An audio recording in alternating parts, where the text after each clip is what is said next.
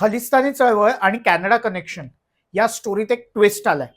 याला कारण ठरलंय कॅनडामधल्या global news नावाच्या पोर्टलने केलेलं एक इन्व्हेस्टिगेशन. या इन्व्हेस्टिगेशन नुसार एखाद्याचा खलिस्तानी चळवळीशी काहीही संबंध असेल तरी आता त्याला भारताकडनं व्हिसा घ्यायला प्रचंड प्रमाणात प्रॉब्लेम्स होत आहेत.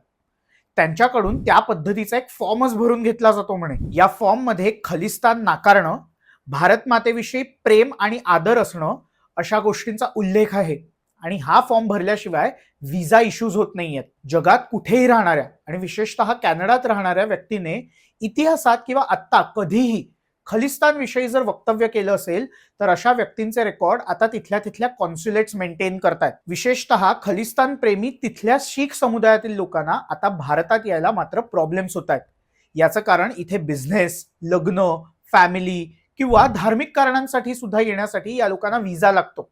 आणि अशा वेळी भारत सरकारने हे मात्र आता निर्बंध कडक केलेत. गेल्या काही दिवसांपासून कॅनडा स्थित भारतीय ऑफिसर्सवर तिथल्या खलिस्तान समर्थकांकडनं बऱ्याच प्रमाणात हल्ले सुद्धा होत होते. यामुळेच भारत सरकारने सुद्धा आता हे कडक पाऊल उचललंय. भारतातल्या तिथल्या ऑफिसर्सनी अजून तरी यावर काही अधिकृत वक्तव्य दिलेलं नाहीये.